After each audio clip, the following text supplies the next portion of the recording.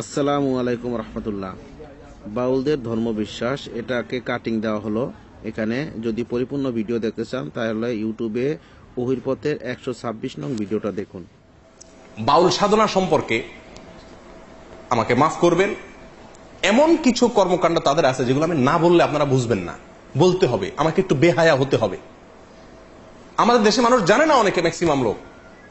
আমি ব্যক্তিগতভাবে লালনের আখড়া থেকে নিয়ে ফকিরদের বিভিন্ন আখড়া ঘুরে ঘুরে দেখেছি। আমি নিজের অভিজ্ঞতার কথা আপনাদের কাছে চাপিয়ে দিতে যাব না, তাদের বই পুস্তকের আলোকে বলবো। আমি জানার জন্য তাদের বিভিন্ন আখড়া আখড়া ঘুরেছি। এইবার দেশে গিয়ে আমি কুষ্টিয়াতে গেছি। আমার উদ্দেশ্য ছিল লালনের আখড়া যাওয়া, দেখা সেখানে, এবং শুধু শোনা কথা বা পড়া কথারও বিশ্বাস না করে নিজে চোখে দেখা। তাদের আখড়া যদি কেউ যেয়ে থাকেন, ফকিরদের তারা তথাকথিত জিকির করে যেগুলাতে, এগুলোতে আপনারা দেখবেন পুরুষের সাথে একজন নারী লাগে, অন্ধকার হইতে হয়, এবং গাঁজা তো প্রয়োজনই হয়, এবং বাকি কি কাজগুলো হয় সেগুলো বই থেকে শুনেন, আমার অভিজ্ঞতা থেকে না শুনে। দেখুন, বাউল ধর্মে পরকীয়া প্রেম জায়েজ আছে। আল্লাহর কসম, আমি নিজে যাচাই করে যশোরের এক গ্রামে গিয়ে সন্ধান পাইছি যে এখানে, এমনি অন্য কাজে গেছি, পরে শুনছি যে এখানে আপনার ফকিরদের আখড়া আছে। তো আমি দেখতে গেছি, একদিন না কয়েকদিন পরে জানতে পারছি যে এক মহিলা আছে, তার স্বামীও আছে, কিন্তু সবাই জানে এই মহিলা সারাদিনই জেনা করে তার ওই সাধন সঙ্গীর সাথে, বাউলদের সাথে। এবং কোন কোন মহিলার তো সংসার শেষ, আবার অনেক পুরুষও করে যারা বাউল। এটা তাদের ধর্মের গুরুত্বপূর্ণ কাজ, জেনা করা। সারাদিন জেনাটাই ইবাদত বাস। এবং জেনার মানে মূল মুহূর্ত যেটা, সেই মুহূর্তেই নাকি স্রষ্টা হাজির হয়ে যায়।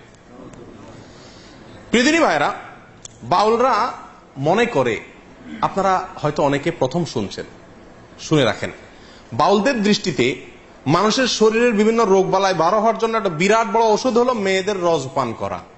রজ বুঝেন কি? না, রজ বলতে দুইটা জিনিস। এক হলো কুমারী মেয়ের প্রথম মাসিকের রক্ত, আরেকটা হলো পুরুষদের যেরকম উত্তেজনার কারণে বীর্য বের হয়, মেয়েদের যে পদার্থটা আসে এটাকে রজ বলে। এই রজ, এটা পান করলে কোন রোগ বালাই আর শরীরে থাকে না, এটা বাউলদের বিশ্বাস। আরো শুনবেন, তারা বলে রোগ থেকে মুক্ত হওয়ার জন্য, বিভিন্ন রোগ থেকে, বড় বালা মুসিবত অসুখ বিসুখ থেকে ভালো হওয়ার জন্য নিজের মুখ এবং মেয়েদের স্তনের দুধ পান করলে রোগ ভালো হয়। আরো শুনবেন, তারা বলে সমস্ত রোগ থেকে সর্বরোগের ঔষধ একসাথে যদি পাইতে চান তাহলে কি করতে হবে? মল, মূত্র, রজ এবং বীর্য, মল, মূত্র, রজ এবং বীর্য, এগুলা সবগুলা মিক্স করে একটা ঔষধ বানায় তারা, নাম হলো প্রেম ভাজা। ওষুধের নাম কি? প্রেম ভাজা। এটা খাইলে আর কোন রোগ থাকে না। প্রিয়দিনী ভাইরা, আপনারা অনেকে হয়তো বলবেন যে এগুলা গল্প আর কি। আপনি ওয়াল্লাহি বাস্তবতা খবর নিয়ে দেখেন, আর খবর নেওয়ার দরকার না, আমি আপনাকে বই পুস্তক থেকে বলছি, তাদের বই পুস্তক থেকে, তাদের ধর্মগ্রন্থ থেকে, তাদের ধর্মীয়, তাদের আচার এবং তাদের সংস্কৃতি, কালচার, এ সংক্রান্ত যে সমস্ত বই পুস্তক আমাদের সমাজে প্রতিষ্ঠিত, গ্রহণযোগ্য, অথেন্টিক, এই সমস্ত বই পুস্তকে লেখা আছে। তার ভিতরে বাংলাদেশে বাউল বইয়ের 350 থেকে 382 নম্বর পৃষ্ঠায় এই কথাগুলো উল্লেখ আছে। কথা বুঝে আসছে ভাই? আমাদের দেশে অনেক মানুষ না জেনে এই ফকিরদের কাছে চিকিৎসার জন্য যায়, ছেলেবেলে অসুখ হলে যায় না, কি ওষুধ দেয় এটা ওই শয়তান জানে, আর শয়তানকে যে এই শয়তানই শিখাইছে সেই শয়তান হয়তো জানে, আল্লাহ সুবহানাহু ওয়া তাআলা জানে, আমরা অনেকে জানিও না। আমাদের দেশের নাস্তিকরা বাউলদেরকে খুব পছন্দ করে, একটা মজার বিষয়। কারা পছন্দ করে? নাস্তিকরা কোন ধর্মকে পছন্দ করে না, কিন্তু বাউলদেরকে খুব পছন্দ করে। ডক্টর আহমদ শরীফ নাস্তিকদের গুরু, বাউলদের নিয়ে বই লিখছেন এবং বিরাট বিশ্লেষণ করেছেন, তাদের ঐতিহ্য তুলে ধরেছেন। শুধু তাই নয়, বাংলাদেশের যারা নাস্তিক, সেকুলার, এরা সবসময় বাউলদেরকে প্রমোট করে। লালনের আখড়ায় 50 জন গাঁজা খাইছে, এটাকে সমস্ত মিডিয়া বা অনেক মিডিয়াতে খুব ফলাও করে প্রকাশ করে, আজকে লালনের এখানে ওরস হইতেছে, ওরস, গাঁজা খাইছে। লক্ষ লক্ষ মানুষের মাহফিল হয়, লক্ষ লক্ষ মানুষের ভালো কোনো কাজ হয়, সেটা কোনো মিডিয়াতে প্রচার করে না। কিন্তু ওই আখড়া গাঁজা খাইছে কয়েকটা, সেটারে সারাদিন টেলিভিশন নিউজে বলে। কেন নাস্তিকরা এত পছন্দ করে কেন? এর কারণ হলো এই বাউলদের তাদের যে কর্মকাণ্ড, এই কর্মকাণ্ডগুলোর খোলাসা কথা কয়েকটা পয়েন্ট। নাম্বার 1 যেটা বললাম, দেহ নিয়ে সাধনা। দেহ নিয়ে সাধনা মানে যৌনতা, সোজা বাংলা। নাম্বার 2, আপনার যত নোংরা, বিষ্ঠা, নাপাক পৃথিবীর কোন ধর্মের মানুষরা যেগুলোকে পাক মনে করে না, হালাল মনে করে না, এই সমস্ত জিনিসগুলোকেও তারা শুধু হালাল আর পাকই না, এগুলা বিরাট ঔষধ মনে করে। লালনদের বাউলদের একটা গ্রুপ আছে যাদেরকে বলা হয় নেড়ার ফকির। কি বলা হয়? নেড়ার ফকির। নেড়ার ফকির, নেড়ার ফকির মানে বুঝেন? নেড়ার ফকির মানে হলো, নেড়া শব্দের অর্থ হলো যার কোনো ঘর সংসার নাই। নেড়ার ফকির মানে যাদের কোনো কি নাই, ঘর সংসার। ম্যাক্সিমাম বাউলদের কোনো বিয়ে হয় না, এরা বিয়েতে বিশ্বাস করে না। সাধারণ সঙ্গিনী হইলে হলো, যে কারোর বউ হইলে হলো, বিয়ের দরকার হয় না, এবং তারা বিয়ে করে না।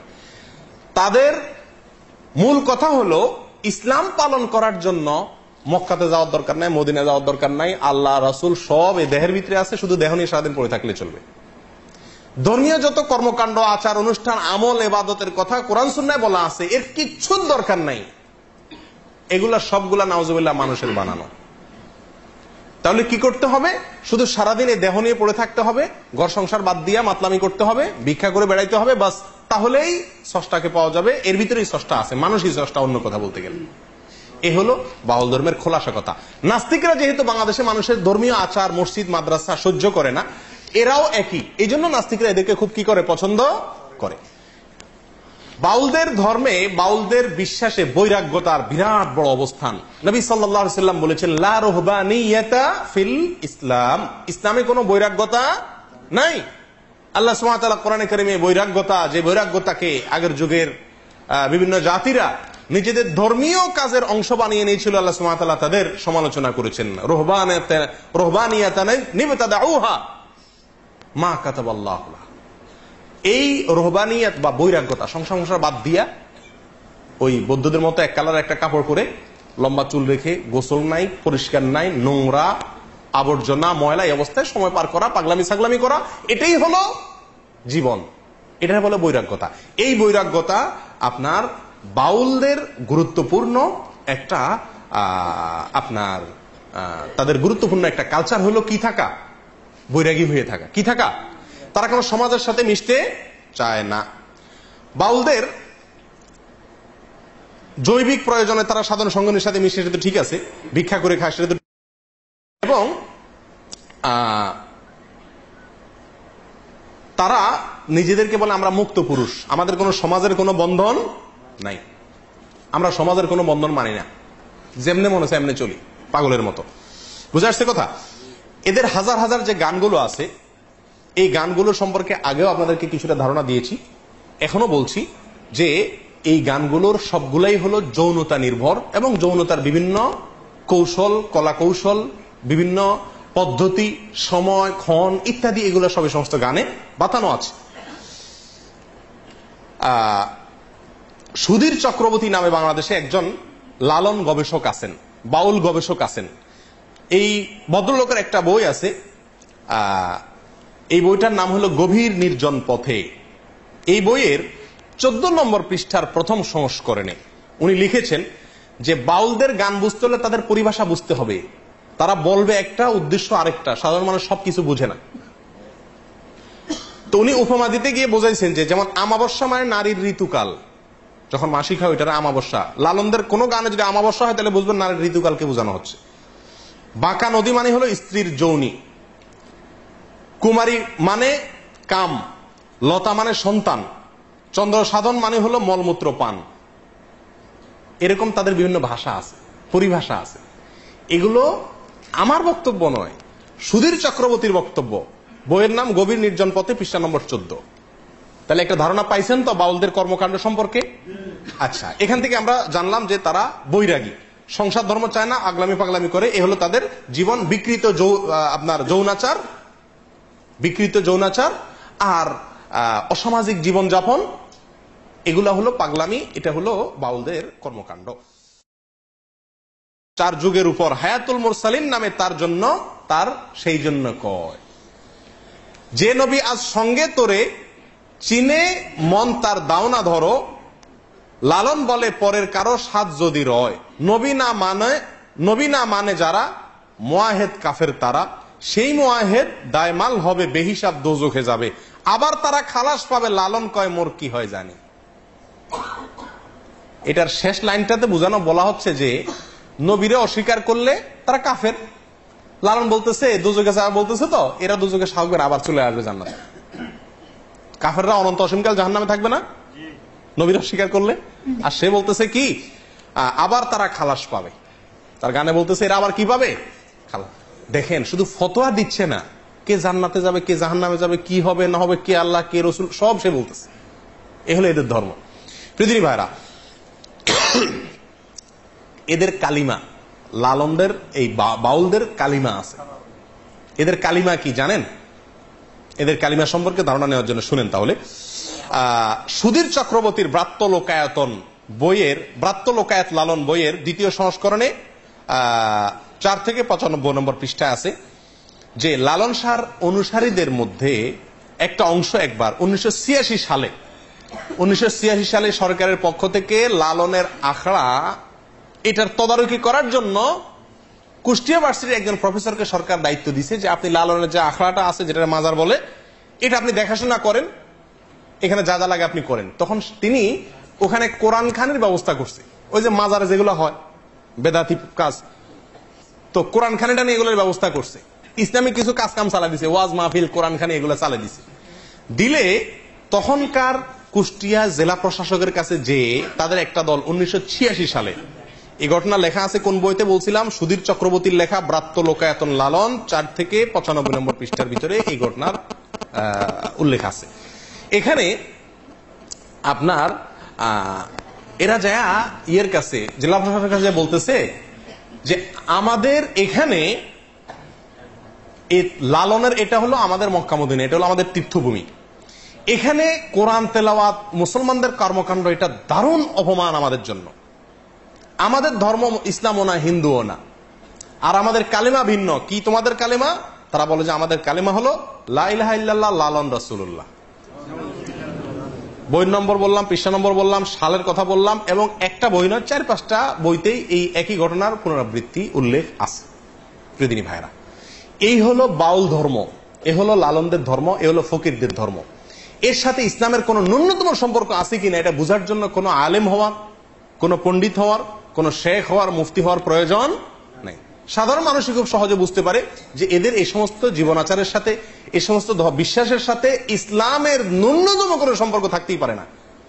যারা আল্লাহর অস্তিত্বকে অস্বীকার করে, যারা আল্লাহর রসুলকে এক বলে, যারা মানুষকেই সৃষ্টিকর্তা বলে, যারা মানুষের মধ্যেই সৃষ্টিকর্তা আছে বলে, যারা জেনা করাটাকেই সবচেয়ে বড় ইবাদত মনে করে, জেনা করার চরম মুহূর্তটাকেই তারা ইবাদতের চরম মুহূর্ত মনে করে, যারা গাঞ্জা খাওয়াটাকে তাদের ধর্মীয় কাজের গুরুত্বপূর্ণ অংশ মনে করে, কোরআন এবং সুন্নাহ সম্পর্কে তাদের যে কবিতা গানগুলো আছে সেগুলোর কথা আপনারা শুনলেন, এগুলোকে যারা ধর্ম মনে করে, এই সমস্ত লোকেরা কোনোভাবে মুসলমান হতে পারে? কিন্তু আমাদের দেশে তাদেরকে শুধু মুসলমান মনে করে না, পানি পড়ার জন্য তাদের কাছে যায়, ফকিরদের কাছে, তাদের কাছে আশ্রয় নেয়, নেয় কি নেয় না? আল্লাহ তাআলা আমাদের সকলকে এদের এই সমস্ত ভণ্ডামি, এদের এই সমস্ত মুনাফিকি, এদের এই সমস্ত 2 নাম্বারিকে আল্লাহ তাআলা আমাদের দেশের মানুষকে বুঝার তৌফিক দান করেন। লালনদের আকীদা এবং বিশ্বাস, তাদের ধ্যান এবং ধারণা এ সম্পর্কে বিস্তারিত অনেক সময় নিয়ে আলোচনা করা দরকার, কিন্তু অত সময় আমাদের হাতে নাই। সংক্ষেপে যেটুকু বললাম তার সামারিও মোটামুটি বলে দিয়েছি যে এদের ধর্মটা বা এদের দর্শনটা, এদের জীবনাচারটা কি, তার একটা চিত্র আপনাদের সামনে নিশ্চয় ফুটে উঠেছে। অতএব এই তাদের আসল পরিচয়, আসল রহস্য, আসল কর্মকাণ্ড এটা আমার দেশের প্রত্যেকটা মানুষ জানুক, জানা দরকার আছে। তারপরে মানুষ লালনকে গ্রহণ করে বর্জন করে সাধারণ মানুষের উপর আমরা ছেড়ে দিতে পারি। আমাদের দেশে জোর করে চাপিয়ে দেওয়ার চেষ্টা বারবার করা হয়। ক্লাস 9-এর বইতে লেখা বাচ্চাদের পড়ানো হচ্ছে সময় গেলে সাধন হবে না, যৌনতার কবিতা। মাসিক থাকতে যৌনাচার করতে হবে, না হলে সাধন হবে না মাসিক আসার আগে। এই কবিতারে পড়ানো হচ্ছে ক্লাস 9-এ বাচ্চাদেরকে আধ্যাত্মিক কবিতা হিসেবে। এবং এই কবিতার এই ব্যাখ্যা আমি আপনাদেরকে আগেই বলেছি, এটা আমার ব্যাখ্যা নয়, এটা ডক্টর আহমদ শরীফের ব্যাখ্যা, এটা ডক্টর আনোয়ার করিম চৌধুরীর ব্যাখ্যা, এটা সুধীর চক্রবর্তীর ব্যাখ্যা, এটা লালন পণ্ডিতদের ব্যাখ্যা, লালন একাডেমির কর্তাদের ব্যাখ্যা, আমাদের সাধারণ মৌলভী সাহেবদের ব্যাখ্যা নয়। অতএব আল্লাহ তাআলা এদের এই সমস্ত চক্রান্ত থেকে, শয়তানি থেকে আল্লাহ তাআলা আমাদেরকে হেফাজত থাকার তৌফিক দান করেন। কেন মনের মানুষ সিনেমাকে ভারতের প্রেসিডেন্ট প্রধানমন্ত্রীকে দেখানো হয়েছে, কেন মনের মানুষ সিনেমা আমার দেশের প্রেসিডেন্ট প্রধানমন্ত্রী দেখানো হয়েছে, কেন মনের মানুষ সিনেমাটাকে সিনেমা বানায় কাকালে হল রিজার্ভ করে 60 জন এমপিকে, জাতীয় ক্রিকেট দলের সমস্ত খেলোয়াড়দেরকে, জাতীয় সংসদের স্পিকারকে দেখানো হয়েছে, কেন এটা নতুন সিনেমা টিভিতে ফ্রি দেখানো হচ্ছে, কেন কোন হলে চলতেছে তার অ্যাডভার্টাইজ টিভিতে সারাদিন প্রচার করা হচ্ছে, তার রহস্য এখন বুঝছেন তো?